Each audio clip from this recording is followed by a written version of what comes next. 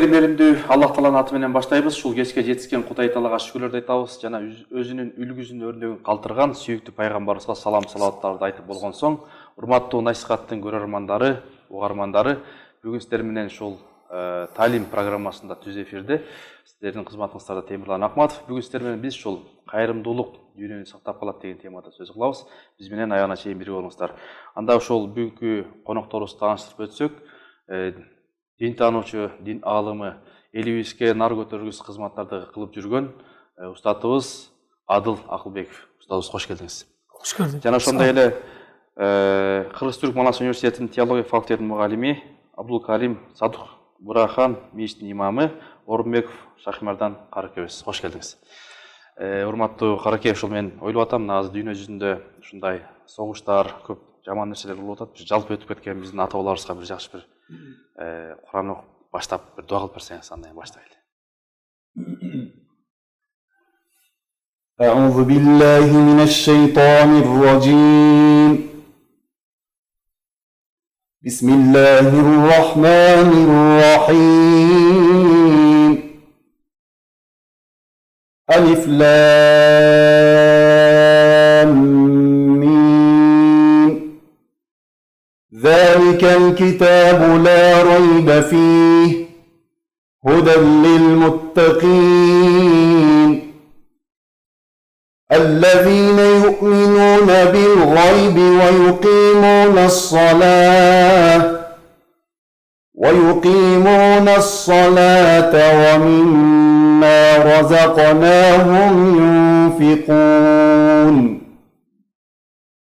والذين يؤمنون بما أنزل إليك وما أنزل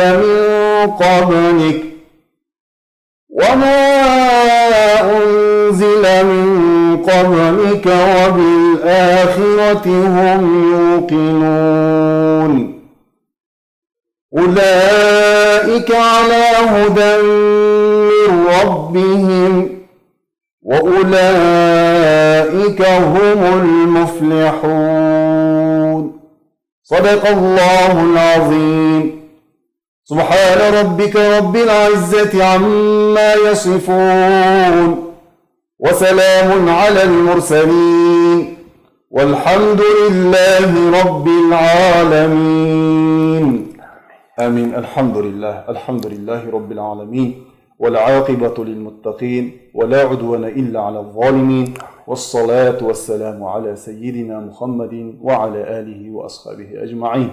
اللهم زينا بزينة القرآن وأكرمنا بكرامة القرآن وشرفنا بشرافة القرآن وألبسنا بخلعة القرآن وأدخلنا الجنة بشفاعة القرآن وارحم جميع الأمة محمد يا رحيم يا رحمن. O meyrimdүү, ырайымдуу, улуу жараткан Алла Таалам, алакан жазып тизе бүгүп, ушундай өзүңө сыйынып, сага гана сыйынып, сенден гана жакшылык тилейбиз.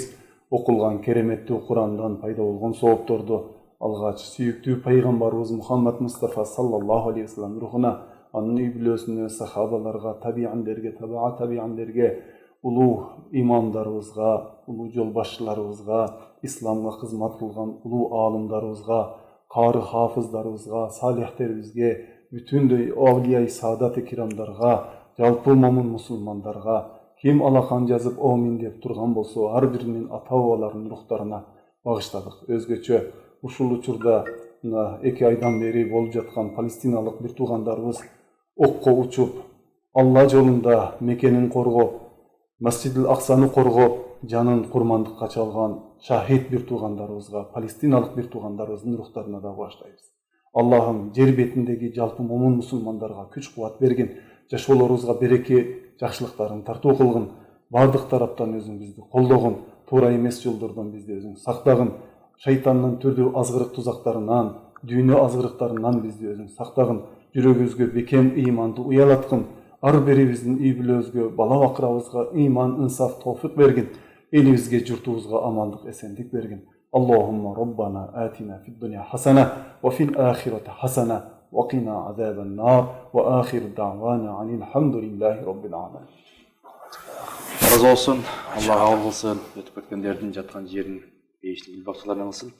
Бүгінгі темабызға тоқталсақ, құрметті ұстаздар, біріншіден разылық білдіреміз. Алтын ай болған уақытты бөліп келіп, сол насихатқа мен ойлаймын, бүгін манилүү бір талим программасында бір 50-ге насихат болады деп ойдабыз.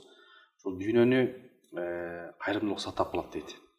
Устаз Атлайсаңыз анан эми мен билгенден ушул 14 жаштан бери эле эл үчүн, дин үчүн кызмат кылып келесиз. Умра официал фирмасын жетектеп, жеке ишкерчилик кылып, ушул бала бакчалар, мусулман жаатында, талим тарбия жаатында. Неге эле ушул кайрымдуулук дегенде ушул токтолуп кетсеңиз. Кайрымдуулук эми баягы дүйнөнү сактайт дедиңиз. Бул сөзүңүзгө аябай кошулабыз. Биринчиден, экинчиден кайрымдуулуктун бир натыйжасын мен сиздерге биринчи эле эл эсиме келген нерсени айтып бере кетейин. Жаш кезимде биз баягы Матис машинабыз бар болчу. Анан кийин ал менен самсы жеткирип берип иштейт элек. Анан кийин күнүнө бир 200 сомдой акча иштейт элек да. Бирок ошого жеткирүүдөн сырткары такси менен дагы алектенчик. Анан кийин баягы 200 сом иштегенибизди жалаң элес баягы самсы ташыган жерибизден бекер дагы самсы берет эле да. Ошондон анан кийин баягы шлагбаумдагы бомждарыбызга барып берет элек, тилемчилерибизгечи.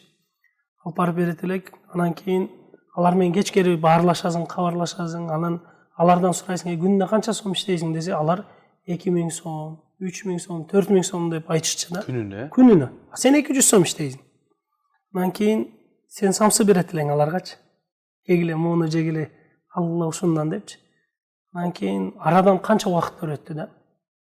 Матис минген адам башка машина минип калды. Жөнөкөй үйдө жашаган, башка үйдө жашап калды.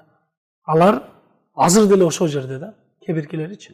Арадан 10 жылдар өтсө дагы, 12 жылдар өтсө дагы. Ошон үчүн баягы берген кол алган колдон караганда жакшыраак болот экен да. Анан кийин адамдар эми баягы кайрымдуулук деген нерсени жалпы эле жашообузда баардык нерседе жада кезде баягы жылмаюуда садака деп пайгамбар саллаллаху алейхи айткан эмеспи? Ошол сыяктуу жок дегенде дайыма бири-бирибиздин камыбызда болуп, бири-бирибизде жакшылыкта болсок, бири-бирибизге жакшылык тилектеш болсок, жашообуз мындайча айтканда бир өтө бир өзгөчөлүккө, бир нурга батып, бири-бирибизге керектүү учурунда колубузду сунуп жардамдашып турсак, анда сөзсүз түрдө ар бирибизге жеңилдик болот экен да, иншалла. Алла разы болсун. Анан устаз айтсаңыз, өткөндө ошол сиздин жума намазда ошол мечитиңизге барсак, анан ошол жерден чыгып, мечиттен ушул аркы светофорго чейин 5-6 катар баягы биздин апалар, бир туугандар кайыр, садака сурап олтурат да. Анан сиздерде кандай мындай мурунку жылдан азайып атабы же көбөйүп атабы сурагандар кандай? Баягы адамдардын жолунда турат да. Сөзүмдү баштаардан мурда биринчи жараткан Алла Таалага мактоо шүгүрүн айтайын. Алла Таала ушундай мүмкүнчүлүк берип, элибиз менен жакшы темада баарлашып турабыз. Бул маселени тездик менен чечүү керек деп айтам. Анткени жылдан жылга көбөйүп жатат. Сиздин сурооңузга ушундай жооп бере алам да. Мурдакыга салыштырмалуу жылдан жылга көбөйүп жатат. Мурда биз жаш кезибизде лөлү деп коет элек мына сыгандарды. Ошолорду гана билет элек да, жолдун боюнда аркандай тилемчилик кылып, чапан кийип, сакал коюп, мондай бир сопукенин көрүнүшүндө мусулманчылыктын күзгүсүн чагылдырган бир адамдын кейпинде тилемчилик кылат эле. Аны көргөн адамдар ислам деп ушуну түшүнөт эле да. Чындыгында азыр мындай байкап карасак, тилемчиликти биздин карапайым элдин арасында өзүнө кесип кылып алгандар көбөйүп кетип жатат динге каршы. Кадимки кесип кылып алган. Эртең менен келет, кечте кетет. Ошол Абдул Карим Сатыр Бугурахан атындагы мечитте 9 жылдан бери имамдык кызматын аркылап ошол жолдо колумдан келишинче диниме пайдам тийсе экен деп жүрөбүз. Ошол жерде мен тааныган эскиден тилемчилер бар. Мындайча айтканда 9 жыл мурда тилемчи болуп жүргөн киши азыр деле ошол тилемчилигин улантып келатат. Абдул Шейх дагы азыр айтып өттү, сонун бир мисал берди. Мен аларга дайым айтам, келиңиз ушул ишиңизди токтотуңуз. Андан көрө биз спонсор табалык, демөөрчү табалык, сизге бир тигүүчү машина алып берсин, же бир уй алып берсин, саган уй. Ошону өз алдыңызча өнүктүрүп, бутка туруп кетиңиз, же ар түрдүү тамак аштарды жасаңыз да кыдырып сатыңыз. Себеби пайгамбар саллаллаху алейхи вассалам айткан сөздөрүндө, хадистеринде, кутул мубарак сөздөрүндө, ким тилемчиликке жолун ачса, Алла Таала ачарчылыктын эшигин ага ачып коет деп айтылат. Ошол эч өнүкпөйт да. Негизи ошол бир туугандарга Кудай Таала бир жүрөгүнө бир ишеним салса, рызкы кайгысынан чыгарып, бир жомарттык, Алла Таалага болгон жакшы иштерди жасоочу бир мүнөз берсе жакшы болот. Тилекке каршы ушунда кошумча айтып кетейин. Алар өздөрү эле эмес, келечек муунга дагы терс таасир көрсөтөт атат.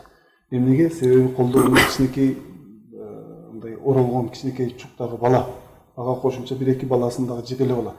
Балким ал өзүнүн баласы, же балким тууганын баласы билбейм. Бирок ошол балдарга ушундай бир түшүнүк берип коюп атат.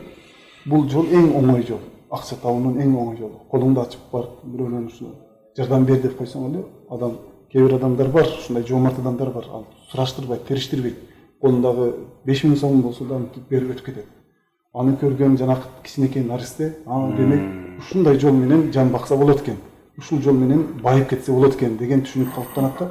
Ал илим алуудан, өз мээнети менен иштөөдөн, өзүнчө бир жакшы идеяларды түзүүдө ал нерседен куру калат да. Ал жашоосунда өмүр бою тилемчилик менен өмүр кечирүүнү дагы абзелирээк катары көрүп калат. Ошондуктан бул бизде жылдан жылга өсүп жатат. Ошол мамлекетибиз өнүгүп өссө, ар бир бай, жоомарт киши ошондой адамдарды кел мен сен өзүм камкорчулугума алайын. Сага бир жол ачып берейин, сен тилемчилик кылбадан мындай жол менен өзүңдү өнүктүрүп кет деп. Байлар ушул түшүнүккө келсе, аябай сонун болот. Жакшы. Эгерде уруксат берсеңиз, мен ушул жерден бир нерсени аябай айткым келип кетти. Айтыңыз. Кечиресиздер. Мындай болду. Азыркы учурда операцияга же баягы мындай жакшы эле үй бүлөлөр операцияга кичине акчасы жетпей атат, же баягы за граница боло турган операцияларга акчалары жетпей, кайрымдуулук фондторго кайрылып, кайрымдуулук элден жардам сурап, интернетте азыр бүт эле баягы кайрымдуулук деп интернет баракчаларга чыгып атпайбы? Ошолорго эгерде уруксат этсеңиздер, бир 2 сөз айта кетсем, илгери заманада да ооруган адамдар болгон. Бирок ал нерсе кантип чечилген экенин бир ооз кыргыз элиме, Азамат кыргыз элиме бир ооз эскерте кетейин дедим эле.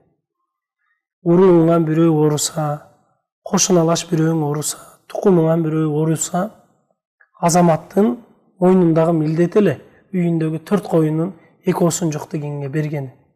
Коросу чоң болсо, коросунун жарымын бөлүп туруп берген.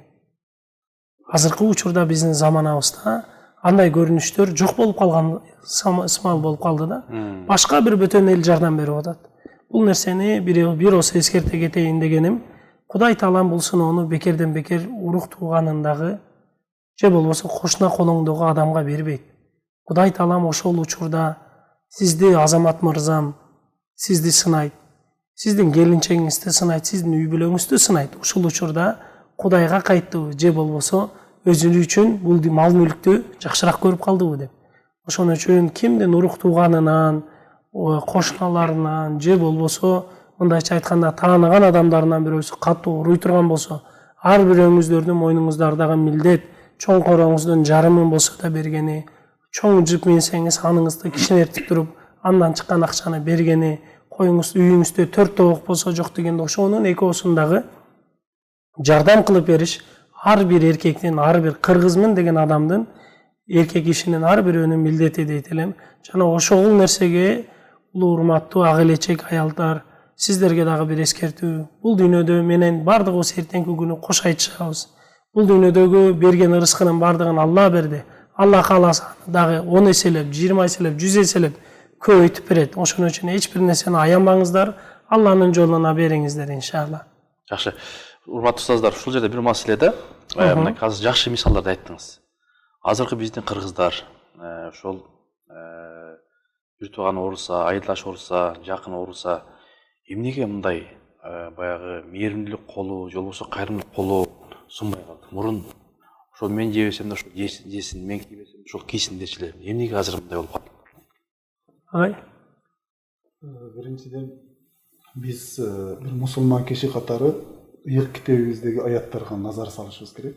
Алла Таала бизди коом кылып жаратты да. Коомду аял эркек кылып жаратты, уруу кылып, улут кылып жаратты. Бири-бириңе литааруфу, байланышкыла, маданият алмашкыла, таанышкыла, жакындан бири-бириңердин ал акыбарыңарды сурагыла деген максатта жаратты. Кур'ан-ы Керимде Алла Таала көп жерде ошол кайрымдуулук жөнүндө аяттарын буйрган. Жана жогоруда дагы окуган аятында Бакара сүрөсүнүн башындагы аятта Estağfirullah. Ellezine ушундай пенделерин бар дейт. Юминуна иман келтиришет. Бил гайби, гайыпка, Аллага иман келтиришет. Ва ютуна закат, жана колдорундагы бар мал-мүлктөн закат беришет. Ва мимма разакнахум юнфикун. Алла берген рызыклардан башкалар менен бөлүшүп жашашат дейт. Пайгамбар саллаллаху алейхи ва саллям дагы ошол садака боюнча көптөгөн кайрымдуулук жөнүндө көптөгөн хадистерди айткан. Кайрымдуулук бул эч нерсе таппай калсаң жылмаюу тартуулоо дагы бул садака, табассумукалека садакатын. Ар бир эр киши өзүнүн үй бүлөсүнө ташып келген, адал жол менен ташып келген үй бүлөсү үчүн болгон садака. Садака бул берүү менен болот. Алла Таала бизди жаратты, мына жаратканда биз дем чыгарып, дем жутуп жатабыз. Бир акылмандын эсептөөсү менен 1 сааттын ичинде киши 180 жолу дем чыгарып дем киргизет экен да. 1 саатта. Депчи. Күнүндө 24 саатка эсептегенде ошо 4320-4330 өлчөмүндө адам баласы демин чыгарып киргизет экен. Негизи ар бир кирип чыгарганда бир суроо киргенде бир суроо чыкканда суроо берилет экен. Демиңди жутканда сен эмне кылдың, демиңди чыгарганда сен эмне кылып атасың? Биз негизи 6 саныбыз аман, 12 мүчөбүз аман. Ушуларга дагы керек болсо шүгүрүн келтиришибиз керек. Шүгүр келтирүүдө берүү бар. Тил менен шүгүр келтирүү бар, мал дүйнө менен шүгүр келтирүү бар, кыймыл аракет дене түзүлүшү менен шүгүр келтирүү бар. Ошолордун мал дүйнө менен түзүлүштө өзүбүздөн ылдый жашаган, муктаж болгон үй бүлөлөргө мал дүйнөбүз менен Алла Таалага шүгүр келтирүү максатында бирөөгө беребиз. Берүүдө адам эч качан азайбайт. Берүү негизи көбөйүү дегенди түшүндүрөт да. Муну акыл биринчи мындай алганда кабыл алгысы келбейт. Акылга салсаң сыйбайт. Акылга салсаң сыйбайт. Бирок Алла Тааланын казынасында, Алланын назарында даргөйүндө пенде берген сайын өйдөгө көтөрүлөт да, ылдыйга түшпөйт. Ошол башак сыяктуу дагы Куранда аят бар да. Бирди берсең, мисалы бир будай даанын алып келип туруп жерге унтуп эккениңде, ал өсүп чыгып туруп 10 башак, 15 башак болуп туруп, мондой кылкандар менен болуп көбөйөт. Алла Таала дагы садаканы, кайрымдуулукту башкалар менен бөлүшүп жашаганды ушундай мисал менен берет да. Сен бер, Алла Таала бирди берсең, онду берет дегендей. Жакшы, урматтуу көрүүчүлөр, биз түз эфирдебиз, урматтуу бизден ушул кат алуучулар. Бүгүн кайрымдуулук жөнүндө сөз кылып атабыз. Кайрымдуулук дүйнөнү сактап калат. Кайрымдуулукта берек бар. Азыр биз устазыбыз айткандай, берип байгыла деп атабыз да. Анан мен билгенден ушул Адыл устаз баягы 2000-5000 аялдарды, эжелерди, жеңилерди жолук салдырып, кайрымдуулук иш-чара кылгансыз да? Чоо. Анан баягы мындай сиз ошол аял затына бир биздин апаларыбыз, баарыбыз бизди жолукчан апалар төрөгөн да. Жолук салынып калса, аялдын символу бул жолук депчи. Анан айрым анча-мынча биздин депутаттар алар чечтирүүнүн далалатын жасап атат да. Ушул жолук маселесинде кайрымдуулукка кандай мындай бурулуп калдыңыз, же жүрөктү бар беле, же бирөө сунуш кылдыбы, же соо кандай? Ушул сурооңуз менен буга чейинки биринчи сурооңузга экөөнө толук жооп бере кетейин. Биринчиден караңыздар, азыр баягы мындайча айтканда кайрымдуулук кылган адамдарыбыздын саны аз. Экинчиден кайрымдуулукка мындайча айтканда эмне себептен көп адамдар кайрымдуулуктан баш тартып калды? Ошол маселелер тууралуу эмне себептен көп адамдар тилемчи болуп кетти? Ошол тууралуу кичине ой жүгүртүп көрүп, жана өзүмдүн көз карашымды сиздер менен бөлүшө кетейин. Биринчиден мындай болду да. Адамдардын баалуулугу бир аз өзгөрүп калыптыр да. Адамдардын баалуулугу бир аз өзгөрүп калыптыр. Күндөрдүн биринде ушундай болду. iPhone'дун жаңы чыккан үлгүлөрү, жаңы чыккан болчу, бир жерге конокко барып калдык эле. Бизди чакырды, анан бир инибизде бар экен. Мен төрдө отурсам, ал дагы жаңы чыккан үлгү iPhone, мен дагы кармап турам, ал да кармап турат. Анан сен каерде иштейсиң? Мен окуйм дейт. Эмне булдай телефон алдың? Кредитке алдым. Көрдүңүзбү? Адамдарыбыздын азыркы учурда баалуулуктары башка болуп калды да. Мурунку адамдардын баалуулугу биринчи намыскөйлүк болчу. Биринчи намыс болчу. Намыс болсо бардык нерсе болот экен да. Намыс болсо аялдын кадыр баркы бааланат экен. Намыс болсо үй бүлөнүн кадыр баркы мындайча айтканда бир баага турат экен. Эгерде намыстуу адам өзүнүн динин карай турган болсо, ошо динине да күйүнөт экен. өзүнүн үй бүлөсүнө дагы, карындашына да, апасына да, баласына дагы урук тууган кошуналарынан бери күйүнөт экен да. Бизде азыркы учурда намыс көйлүүлүккө эмес, адам бай болсо эле болду дегендей кээ бирки адамдарыбыздын түшүнүгү ошондой болуп калыптыр. Ошол себептен урматтуу туугандар, биринчиден эскерте кетет элем.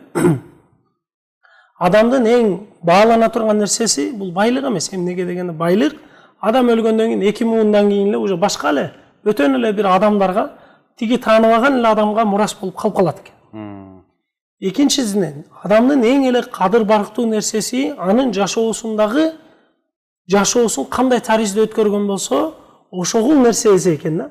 Ошон үчүн жашообузду кандай кадыр барктап, кандай баалап өткөрө турган болсок, ошондой жашообуз өзгөрөт экен. Анан жашообуздагы баягы кайрымдуулук менен же болбосо адамды, мына караңыздар. Бир адам эгерде кайрымдуулук кылгысы келсе, ал бир адам экен. 2 адам баары бир башка, 3 адам баары бир башка. А бирок негиз эле эркек кишини мындайча айтканда намыстуу кылган, эркек кишини жакшылыкка түрткөн, эркек кишини жакшылыкка үндөгөндүн эң эле башаты аял заты болот экен. Баракелде. Эми ушул аял затынын эң эле кадыр барктуу ким болот экен? Адамдын табияттагы эле негизиндеги мындайча айтканда башаттан кадыр барктуу жашоо өткөрүшү үчүн мынакей тарых бетинде карай турган болсок, канча деген адам заты жашаса, канча деген адам заты өмүр сүрсө, мынакей бизге чейин деле канча миллионерлер жашады, канча миллиардерлер жашады. Эч кимдин аты жок, эч кимдин кылган иши жок, туурабы? Бизге чейин деле канча деген адамдар жашады. Эми ошол адамдардын өлгөндөн кийинки жашоосун карай турган болсок, ошолордун өлгөндөн кийинки бир эле нерсеси бар. Анын кылган жакшы иши, экинчи нерсеси Кудайдын астында дагы ошо иштерин эле алып барат экен. Эми Кудайдын астында жакшы барыш үчүн, бизди жакшы түрткү болуп, жакшылыкка үндөш үчүн жаныбыздагы адамдар, кечкери мындайча айтканда, орустардын бир жаман сөзү бар го. С кем поведешься, того и наберешься дегенчи. Ким менен кошо жүрсөң, ошо менен коштолуп калат экенсиң да. Ошон үчүн эң эле башаттан адам затынын эң башаттан маанилүү нерсеси адамдын мындайча айтканда толук жашоосу кооз болуш үчүн, толук жашоосу бактылуу болуш үчүн ал адам ислам дининде болуш керек. Ислам дини бүткүл эшиктердин, бүткүл жакшылык эшиктердин ачкычы экен да. Ошол себептен ушул жакшылык эшиктердин ачкычы болуш үчүн адамдын колунда күлүчү болуш керек. Ал күлүчү эмне? Бул ислам экен. Ошол ислам болуш үчүн аял затынын кантип исламга алып келебиз? Аял затынын эң негизгиси Кудайга жакындаса, Кудай анан кийин ачып берет экен. Ким Кудайга жакындай турган болсо, ошол адамга Кудай Таалам жолун ачып берет. Мынакей 2000дей адамды хижапка кийгиздик. Ошолордун адамдар менен мына бүгүнкү күнгө чейин баарлашып, кабарлашып турабыз. Кээ биркилери баягы сиз айтмакчы садигисте заведующий да болуп иштешет. Азыркыга чейин биз менен чогуу иштешет.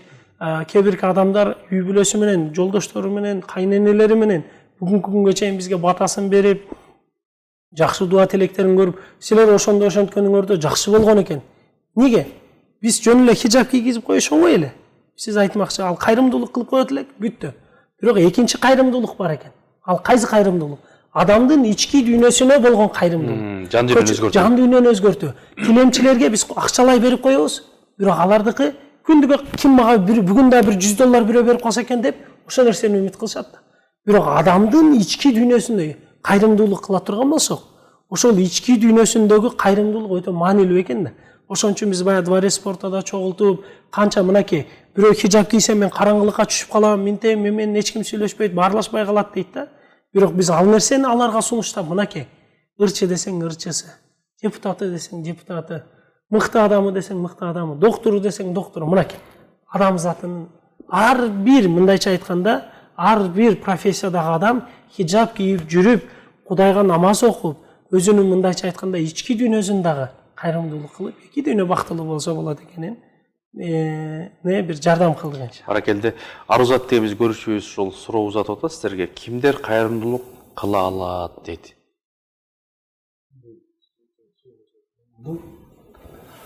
Негизи ислам динибиз ушу Адыл Таксырдын айткан сөздөрүн бар ичине камтыйт да. Ислам динибиз адамды тарбиялоо үчүн жөнөтүлгөн. Тарбия өзүңө дагы, башкага дагы пайда болуу. Хайрун нас янфаун нас деп коет го. Адамдардын эң жакшысы адамдарга пайдалуу болуу. Мына жогоруда дагы мындан мурдакы сурооңузга да мен толук кандуу жооп берип өтөйүн. Эмнеге бул учурда, ушул учурда адамдар ушундай кайрымдуулуктан алсырап, алыс болуп, жалаң магале болсун деген түшүнүк менен жашап жатат. Анткени ыймандын алсыздыгынан болуп эсептелет. Кудай түшүнүгү, акырет түшүнүгү, бул дүйнөнүн ченемдүүлүгү, утурумдук дүйнө экендиги, акырет жашоосу түбөлүктүүлүк экендигин адамдар ушул толук кандуу жүрөгүнө киргизе албагандыгыбыз себеп болуп, бул дүйнөдө түбөлүктүү калып кеттүү түшүнүгү болгондугу үчүн ошол ыйманга жетпей жаткандыгыбыз себеп болуп, кайрымдуулуктан алсырап турабыз да, кайрымдуулук иштеринде алсыздык кылып жатабыз. Жогоруда айткан аятта ыйман келтирүү маселеси биринчи каралган, анан намаз окуу, андан кийин бар нерсеңерден Алла жолуна сактоо маселеси каралган да ошол аяттын мазмунунда.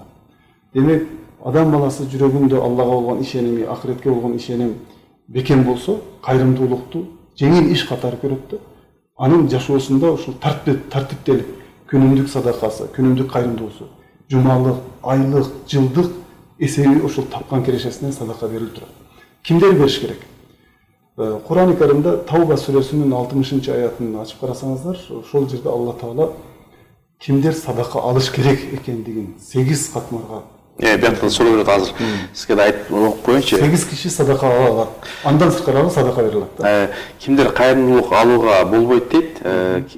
Ошол баягы буюрса токтолуп берсеңиз, Ошол 8 Тауба сүрөсүнүн 60-аятында садака алуучулар жөнүндө кимдер?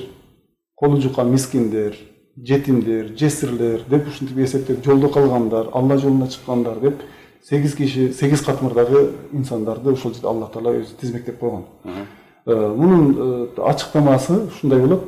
Киши, ар бир киши багууга кол астындагы багуусу милдеттүү болгон кишилерге садака бере албайт. Мисалы, өзүнүн үй бүлөсүнө, балдарына берген нерселери садака эмес, нафака болуп эсептелет. Ата-энесине, анткени ата-энени багуу ар бир эр кишинин дагы, аял кишинин дагы милдети, уул кыз катары. Мындан сырткары башка бардык адамдарга садака берсе болот. Кошуна колуңдон баштап, тууган урукта колу жука кыйынчылык жашоодо кыйынчылык болгон адамдардын баарына садака берсе болот.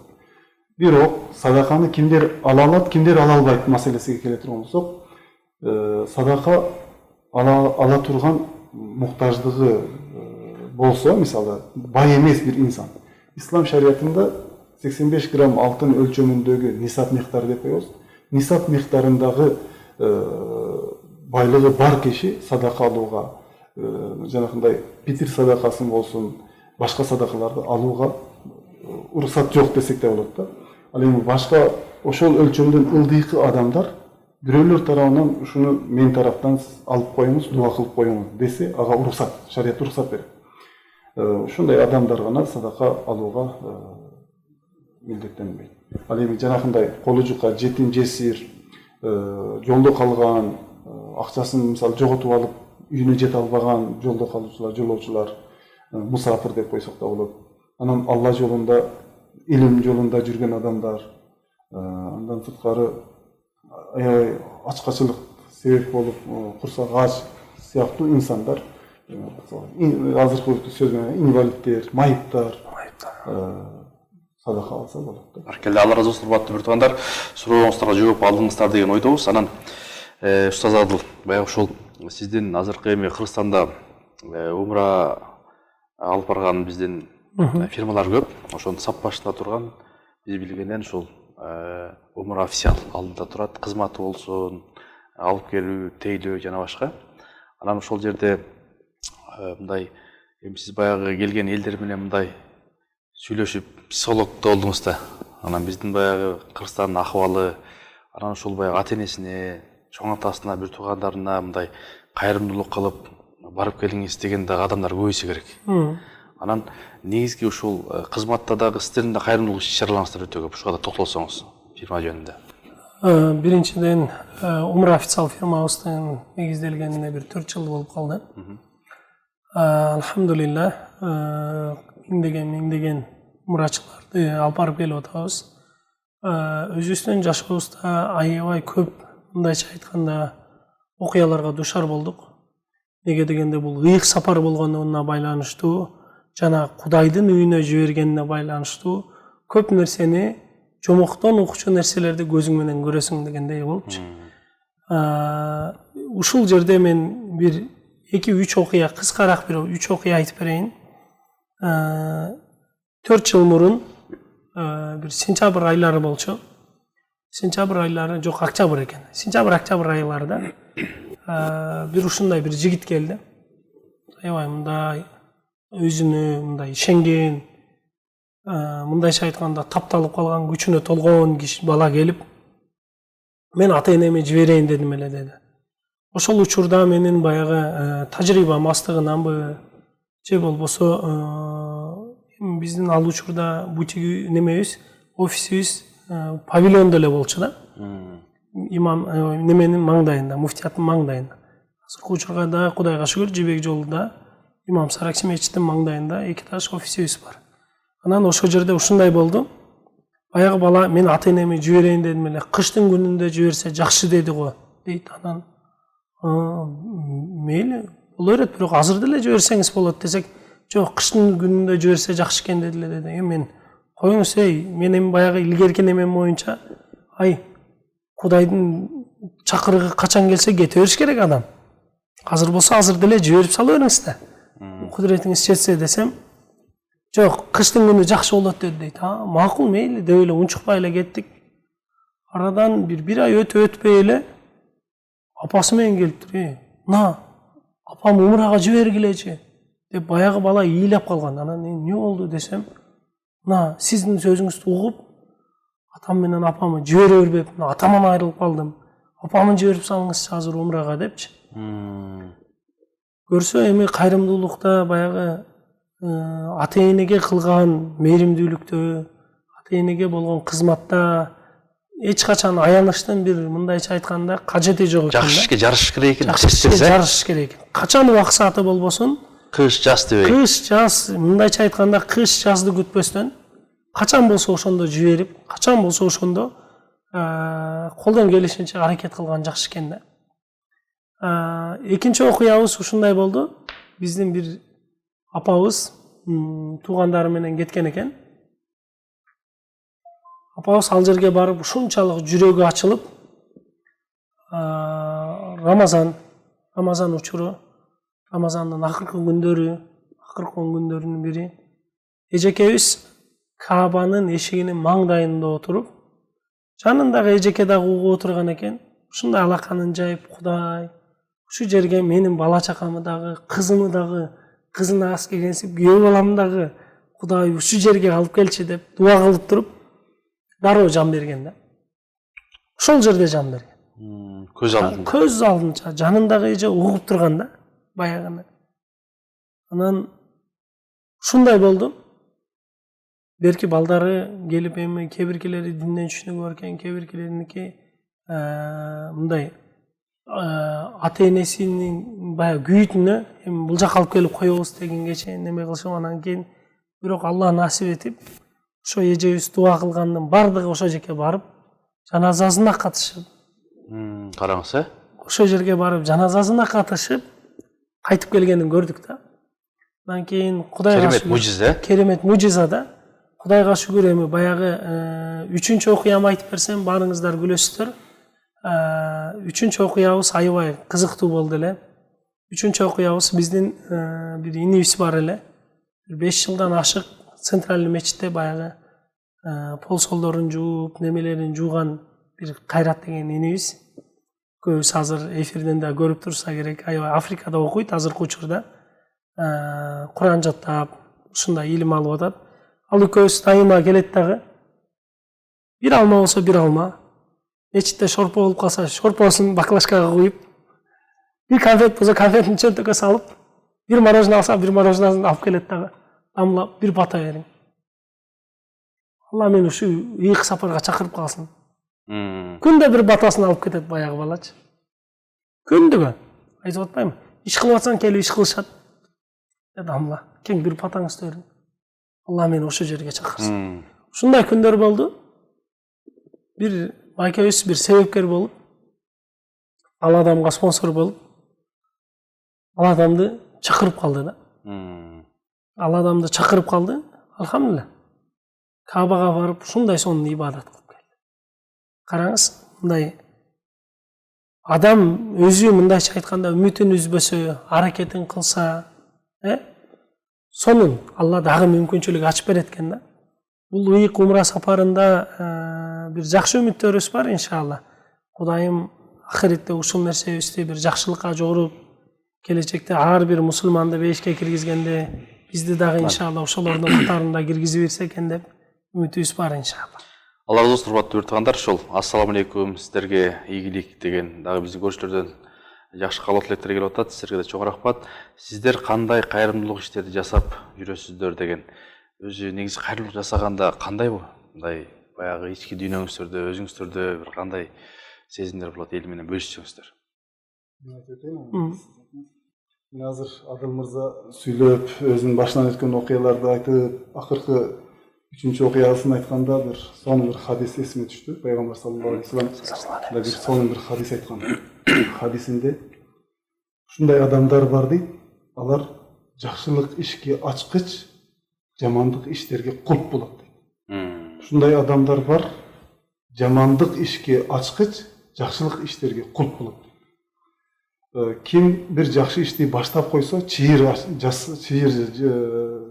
жазып койсо, мындайча жол ачып койсо, ал ошол кыяматка чейин, ошол иш уланганга чейин анын аягы бүтпөс сооп дейт да. Ошол хадистин аягында айтат, бир адамдын колуна Алла Таала жамандык иштердин ачкычы берилип калса дейт да, бир адам Алла тарабынан ошол адамга хидаят берилбей, жамандыктардын ачкычы берилип калса, кайсы жерге барбасын жамандык иштерге себепкер болосун.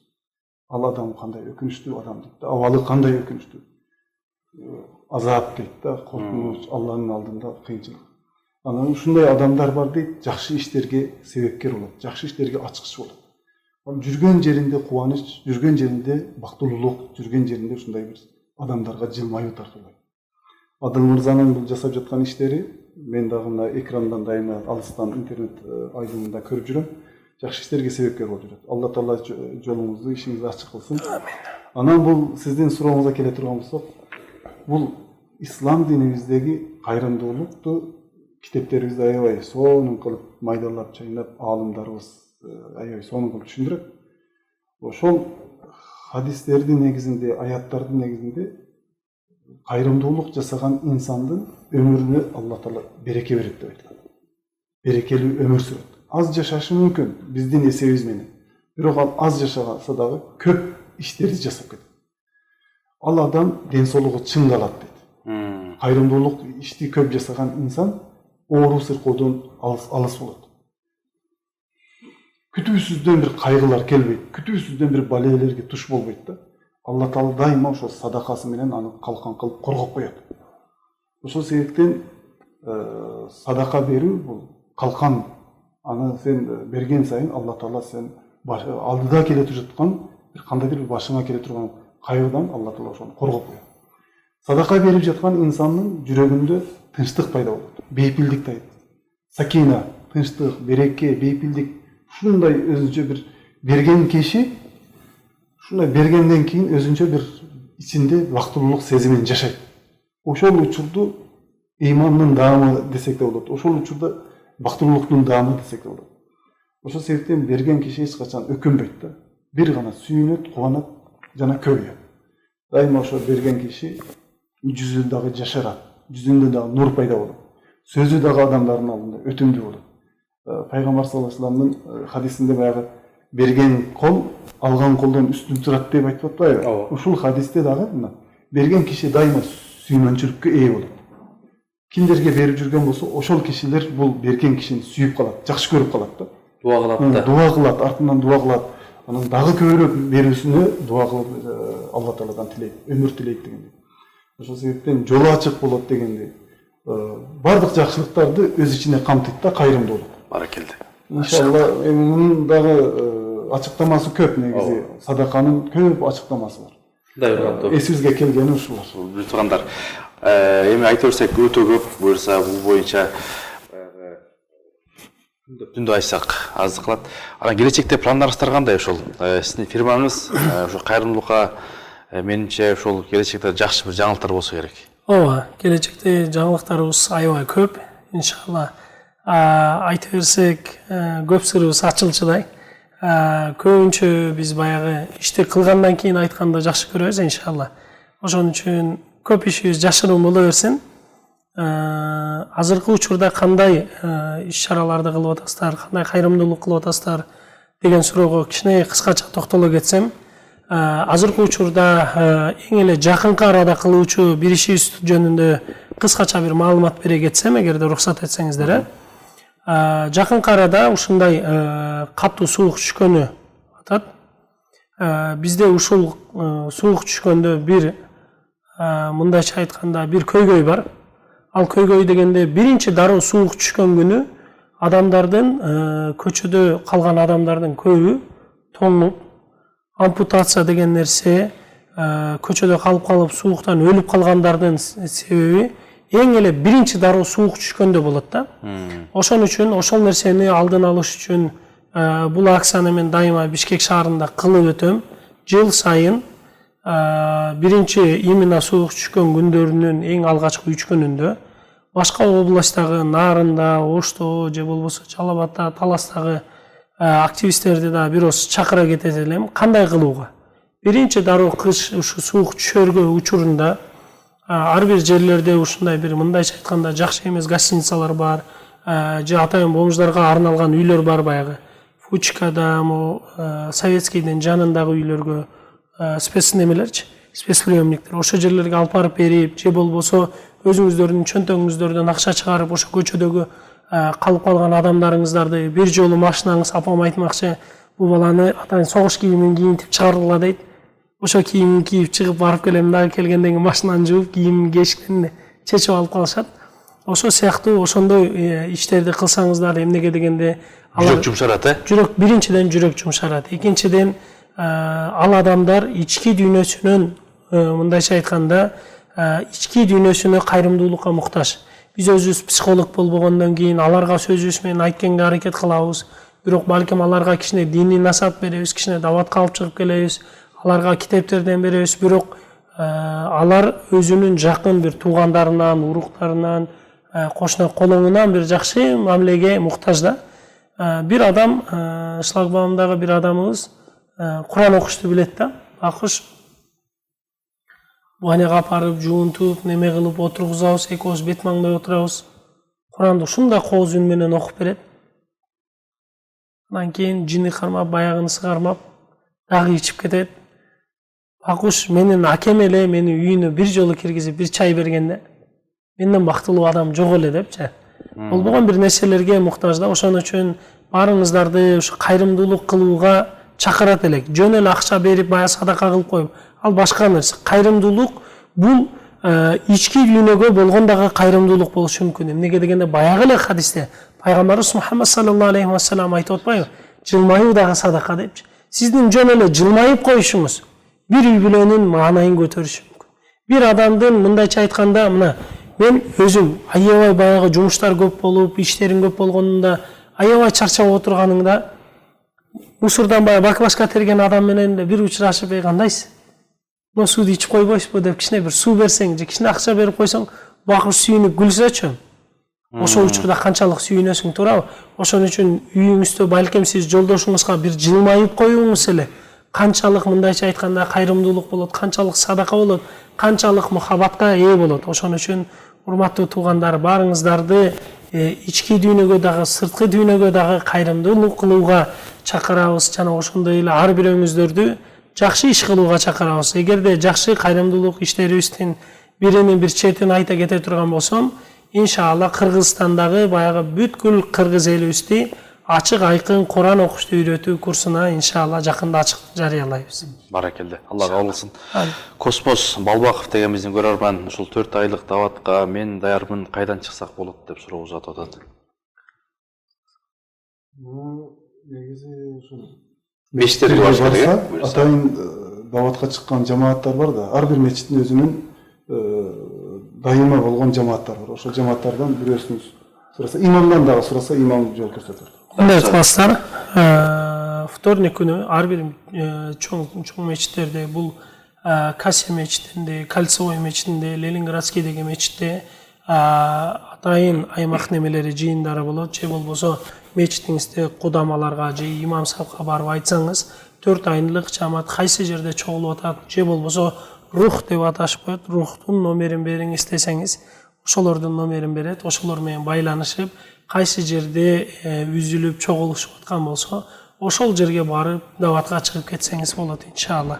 Жана үй бүлөңүзгө кам көрүп, урук туугандарыңызга кам көрүп, бардыгын ыраазы кылып, ата-энеңиздин батасын алып туруп, ыйык сапарга чыксаңыз жакшы болот деген бир сунушубуз бар. Жакшы, урматтуу көрөрмандар, биздин ушул убактыбыз да соңуна келип баратат. Жаңы эле баштадык эле, буюрса ар бир иштин башы анан соңу болот. Ошондой болсо дагы биздин да сиздерге жакшы жаңылык бар, урматтуу бир туугандар. Мынакей ата-энебизди, коштоңларды, жакындарды, туугандарды, досторду, бир туугандарды сүйүндүрөбүз десеңиздер, Кудай буйрса биз ушуна Шахмардан Каракебиз менен чогуу ушул Умур официал менен биргеликте 23 декабрда буйрса ыйык кереметтүү ушул Мединага, Меккеге ушул буйрса пайгамбарыбыз баскан жерлерди көрүп, тартып, андыктан буйрса байланышсаңыздар да болот. Бүгүнкү эфирибиздин соңуна тез эле келип калдык, урматтуу устаздар. Мен ойлойм бүгүнкү убактыбыз берекелүү болду. Анда бир жыйынтыктап ушул мынакей бүгүнкү темабыз кайрымдуулук дүйнөнү сактап калат. Эл журтка сунуштар болсо, каалоо тилектер болсо, анда бир жыйынтыктап бериңиздер. Ооба, негизи бир жакшы отуруш, жакшы жыйын 40 жаман жыйындын, жаман отуруштун кафараты деп коет да, күнөөлөрүн кечирүүгө себепкер болот. Биздин азыр ушул жерде отуруп, жумурай журт калкыбыз менен баарлашып, жакшы темада талкуу кылып, пайгамбарыбыз саллаллаху алейхи вассалам хадистерин, Куран аяттарын колдон келишинче ушул жерде бөлүшкөнгө аракет кылдык. Бул бүгүнкү талкуулаган темабыз кайрымдуулук маселеси. Ислам динибизде колдоого алынган тема. Муну Алла Таала жактырган бир тема. Анткени Алла Тааланын өзүнүн улуу ысымдары бар. 99 ысмы сыфаттарынын арасында Аль-Карим, Аль-Жаввад деген берешендүүлүгү, жомарттыгы, дайыма ырыскы берип тургандыгы жөнүндө айтылган ысым сыфаттары бар. Демек, ислам динибизде кайрымдуулук өтө маанилүү иштерден. Кайрымдуулуктун дагы эки түрү бар десек болот. Садака деген сөз менен колдонуп туруп, садака жария, садака купия. Утурумдук, убактылуу садака, түбөлүктүү садака десек де болот да. Биз ошол себептен ушул экрандан пайдаланып, мен ар бирибиз, ар бир мусулман киши өзүнүн акыретине кам көрүп, дайыма агып тура турган сооптор кайсыл иште, ошого көп көңүл бурушубуз керек. Эми албетте биздин колубуздан келбей калышы мүмкүн, бирок ниетибизди түздөп койсок, Алла Таала ошого жеткирет. Ниет бул мусулмандын ниети амалдын жасалуусуна дагы жеткирет да. Бир киши ниет кылып кое турган болсо, ал сооп жазылат. Жасай турган болсо, 70-тен 700-гө андан көп Алла Тааланын жомарттыгы менен сооптор жазылат. Келечекте мектеп курам, келечекте медресе курам, жол курам, коомго, мамлекетиме, элге, журтума жакшы иштерди жасайм деп чоң максаттар менен дайыма ниеттенип жүрүш керек. Ал эми бул чоң максатка жетүү үчүн ар дайым аздан бере бериш керек. Аздан берген чоң ийгиликтерге жетет. Жалалиддин ар-Румийнин Маснави деген китебинде ушундай түрк тилинде айтылат: элкарда, гөнүл ярда. Дайыма иш колубузда ушул жакшы иштер болсун, жакшы иштерди жасаш үчүн мал дүйнө топтойлук. Мал дүйнөбүздү топтоп туруп, жүрөгүбүзгө салып албайлык да, аны Алланын жолуна сарптайлык. Алланын жолуна сарптаган киши бул дүйнөдө өзүнө дагы пайдаланат, жейт, ичет, ойнойт, күлөт, ошол эле учурда Аллага жаккан иштерди жасайт, акыретине дагы жөнөтүп коет. Ал эми жасаган иштеринде бул дүйнөнү эле максат кылган киши жейт, ичет, өзү кетет, дүйнөсү калат бул жерден. Ошол себептен дүйнөнү бул дүйнөгө калтыруу эмес, дүйнөбүздү, тапкан дүйнөбүздү акыретке жөнөтүшүбүз керек. Акыретке жөнөтүүнүн бир жолу бул садака, кайрымдуулук иштер. Алла жолуна эмнени сарптасак, ошол сөзсүз түрдө ал бизге Алла Таала кайтарып, эселеп кайра берет. Ошондуктан ар бир мусулман бир туугандарыма, эже карындаш, ага, ини, аталарыбызга, апаларыбызга ар бир жаныбызды сактап калалык. Иттакун нара валау бишиктин тамаратин деген хадис бар. Жаныңарды тозоктон bir kurmanın yarımısını berip de olsa sақтап қалуға дейді да. Жарым құрма беріп те болса жаныңызды тозақтан құтқарып, бейіштің төрінен орын алуға, пайғамбарымыз саллаллаху алейхи вассаламның жанынан қошына болуға дайыма Алладан тіленіп үміт қылышымыз керек. Құдайым әрбірімізді бай қылсын. Мұсылманшылықта, исламда ошол сөзүмдө кашып анан сөзүмдү токтотойм. Ислам динибизде 5 парыз болсо, ошонун 4-үнчүсү закат. Зекет берүү. Зекет берүүнү колунда бар нисап миктарындагы байлыгы бар киши гана бере алат да. Ошол байлыкка жетүү үчүн мээнет кылыш керек, иштеш керек, дүйнө топтош керек. Дүйнөнү жүрөккө эмес, ахиретке калтыруу үчүн, Алла Тааланын ыраазылыгы үчүн сарпташыбыз керек. Ар бирибиз бай бололук, берешен бололук, жоомарт бололук. Эч бир кембагал калбасын, эч бир жетим жесирдин көзүнөн жаш чыкпасын, тилемчилер Кыргызстаныбызда болбосун. Баарыбыз тең бирдей жашайлык. Баракелде. Ушундай насаат. Адыл устаз. Урматтуу кыргыз элем, урматтуу көрөрмандар, сөзүмө жыйынтыктоодо ушундай бир сөз айткым келди эле. Кайрымдуулук кылыш үчүн жөн эле бай болуш шарт эмес. Сиздерге бай болбостон туруп, бирок Алланын жолуна көп салым кошкон, мурунку байыркы адамдарды айтпастан эле сиз менен эки ооз менен замандаш болгон Абдурахман Ас-Сумейти деген бир доктор жөнүндө айтып берет элем. Ошол адамдын жашоосун бир көз карашы, көзүңүздү чуркатып көрүңүз, же болбосо телефонуңуздагы YouTube'дан жазып көрүңүз.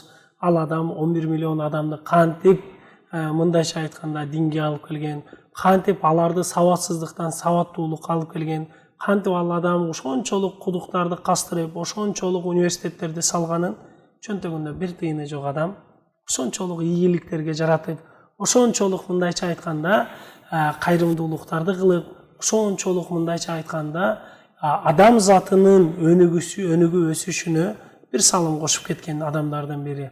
Ал эле эмес, бир тыйыны жок Шейх Ар-Раджхи деген сиздер менен биздин замандашыбыз. Ал киши азыркы учурда тирүү киши. Берекелүү Мекке, Мединадагы таркатылган бүткүл садака, ихсандардын бардыгы, тамак аштар, ооз ачар, ооз жабарлардын бардыгы ошо жерде жууп, тазалап, ошо жердеги мындайча айтканда бүткүл кызматкерлердин айлыгы төлөнгөн адамдын жашоосун караңыз. Ал адамдагы сиз менен мага окшогон мусулмандар ошол жерге барып келгенине канча деген шарттарды түздү, бирок ал адам ошол нерсесинен бир да нерсесин аянган жок. Ал адам ушул адам затынын агартышына, адам затынын өнүгүшүнө, адам затынын жашоосу жакшыртышына өзүнүн салымын кошту. Ушул нерсени айтып кетет элем, урматтуу мусулман бир туугандар, урматтуу көрөрмандар, ар бирөөбүз ушул адам затынын жашоосу жакшырганына, жашоосу агарганына, жашоосу берекелүү болгонуна, докторубуз доктурдай, мелисабыз мелисадай, шофёрубуз шофёрдой, поварыбыз повардой, мындайча айтканда ар бирөөбүз өзүбүздүн кесибибизден туура салым кошуп, туура багытты көздөй тарта турган болсок, анда ар бирөөбүздүн жашообуз жакшы болот, ар бирөөбүздүн жашообуз жеңил болот. Ар бирөөбүз өзүбүздүн жоопкерчилигибизди толук туура алып жүрө турган болсок, сөзсүз түрдө бул дагы кайрымдуулук болуп, бул дагы адам затынын жашоосуна бир жакшы салымыбыз болот деген көз караштамын. Алла разы болсун. Урматтуу устаздар, ушу алтындай болгон убакыт бөлүп келип, буюрса бүгүнкү темабызга жакшы жооп бердиңиздер. Аллах разы болсун. Урматтуу көрүүчүлөр, урматтуу каармандар, Кудай буюрса, ошол жакындарыбызды ошол сооп алабыз. Ыйык кереметти Меккеге, Мединага жөнөтөбүз десеңиздер, буюрса ошол биздин номерлерибизди жазып калсаңыздар болот. 705-12-14-45 номерлерине байланышып, буюрса 23 декабрга буюрса пландаштырып, эң эскиси жакшы ишке жарышкандардан бололу. Ошол азыр мына буюрса күн сууйт, биздин эшиктерди каккылап жүргөн көп бир туугандарыбыз бар. Жетимдер, жесирлер, көмүрү жок, тамак ашы жок, балдар кыздарыбыз ушул баягы жылуу чапандары жок. Ошондой адамдарга буюрса кызмат кылам десеңиздер, биз номерлерин беребиз. Урматтуу бир туугандар. Буюрса биз ушул жекшемби күнү саат 9-да Кудай буюрса ушул Кара Балтага да барайын деп атабыз. Ал жакта да 250 апаларыбыз бар. Ошол жака да бир кайрымдуулук иш-чаралар менен баратабыз. Эгерде ким жакшы ишке себепчи болом десе, буюрса 705-12-14-45ке кайрылсаңыздар болот. Кудай Таала элибизди, жерибизди тынчтыкта кылсын. Түндөн түгөл чыгалы, дүйнө жүзүндө согуш болбосун. Дүйнөнү кайрымдуулук гана сактап калат. Кудай Таала бардыгыбыздын жүрөгүбүзгө ыйман берсин. Кийинки оодан амандашканча Аллах Тааланын саламы, тынчтыгы, берекеси сиздер менен болсун.